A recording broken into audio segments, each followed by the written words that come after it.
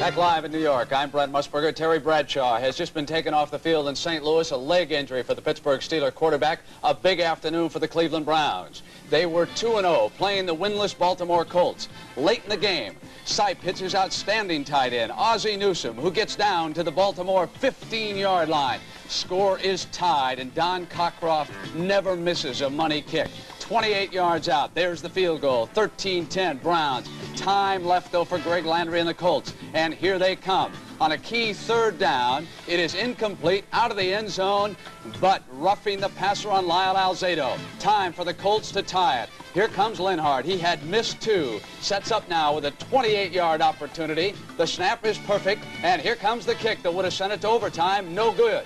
But hold on, a flag has gone down in front of the Cleveland bench, and no one picks it up quicker than Teddy Marchibroda, the Colt coach. He says, let's go, let's line him up again. There's a penalty. Get back on the field, he tells the field goal team. No such luck. Unsportsmanlike conduct against the Cleveland Browns. Thus it was assessed. After the ball was turned over, the Browns ran out the clock.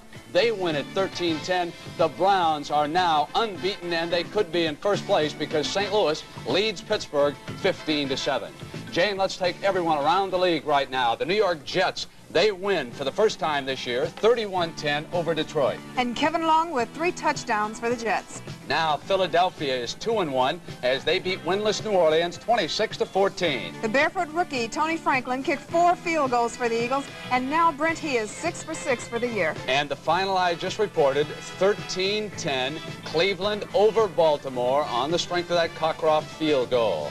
And a final in overtime. Denver 20, Atlanta 17. 25-yard field goal by Denver's Jim Turner won the game in overtime despite 325 yards passing for Atlanta quarterback Steve Bartkowski. New England drives to a 2-1 record. Cincinnati still winless, 2014 final. Steve Grogan threw a 17-yard touchdown pass to Stanley Morgan for New England. Ken Anderson was hospitalized, as we said earlier, with back problems and replaced by rookie Jack Thompson.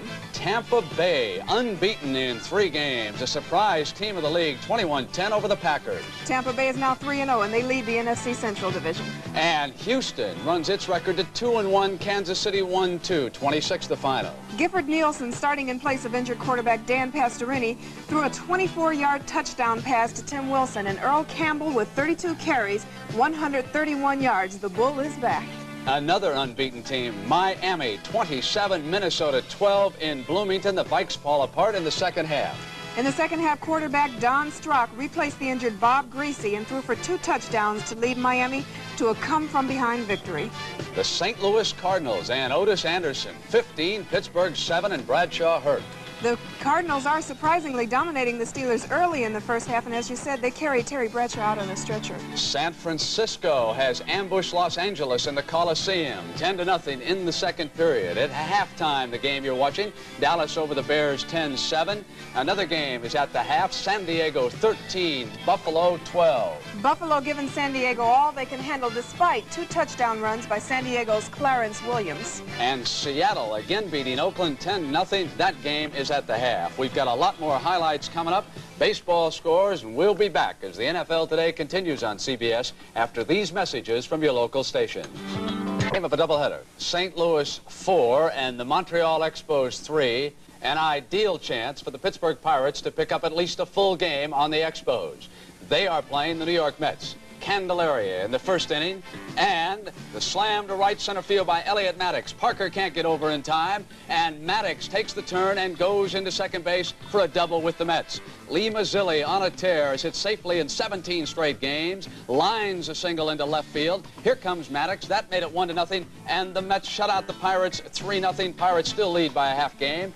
One final in the American League. Milwaukee defeats the California Angels, and Frank Tanana 2-1 was the final in that game. We had another overtime game this afternoon in the NFL. Let's check in on Denver and Atlanta. Figured to be a tough defensive game, and it was down in Atlanta this afternoon.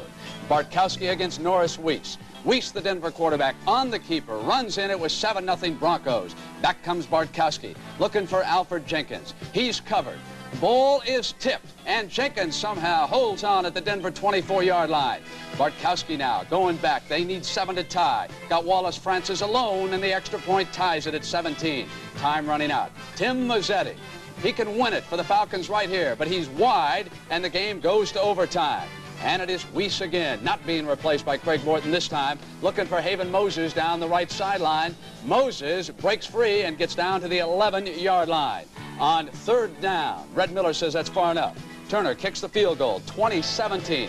Denver beats Atlanta in overtime. The New York Jets, winless, embarrassed last Sunday by New England. Walt Michaels knew one thing. I've got to get Wesley Walker open. I've got to get my great wide receiver some passes. Wouldn't you know it, Detroit struck first. Comlow hits David Hill. 7-0 Lions over the Jets.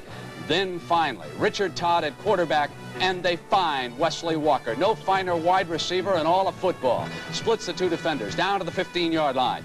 Kevin Long hammers behind the left side of Walt's offensive line. 7-7 after the extra point. Richard Todd once again, this time working the left sideline. Watch the pass. It's beautiful. Right there, Wesley Walker runs under it, out of bounds at the Detroit 7, and once again it was Kevin Long. This time over to the right side, and it was 14-7 Jets. Now second half, Richard Todd knows who's got the hot hands. It's Wesley Walker.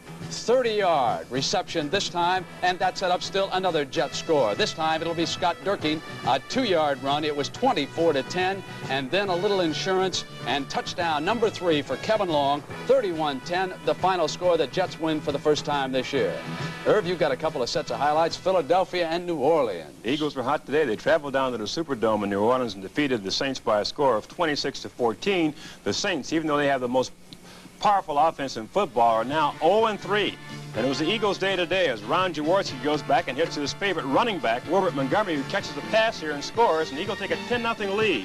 Just before the half ended, the Saints needed a miracle play, and they get one right here. Wes Chandler making a great catch, weaving his way upfield, goes in to score, and at halftime the score was 13-7 Philadelphia. But late in the fourth quarter, the Eagles, after having dominated the second half of the game, pitch out here to Billy Canfield. He goes over his right end, touchdown, and the Eagles win 26-14. Tampa Bay and Green Bay went to work today in Green Bay, and the Tampa Bay Buccaneers are undefeated, folks, 3-0, and the Packers right now are sitting 1-2 in the NFC Central Division. This has been a problem for this is a story really today up in Green Bay today. Fumbles. Fumble after fumble after fumble. 6 of them. Turdo Middleton fumbles, and the Tampa Bay Buccaneers recover. Jerry Eckwood, number 43, on the next play, takes the pitch out, goes 40 yards, touchdown, and they take a 7-3 lead over Green Bay. Doug Williams had a pretty good day throwing the ball, 13 for 25 and 132 yards, 1 touchdown. Here he hits number 42, Ricky Bell, goes down for another TD run. TD pass. Ricky Bell again going to work, number 42 going over his right end, 19-yard touchdown, and the Tampa Bay Buccaneers defeat the Green Bay Packers by a score of 21-10.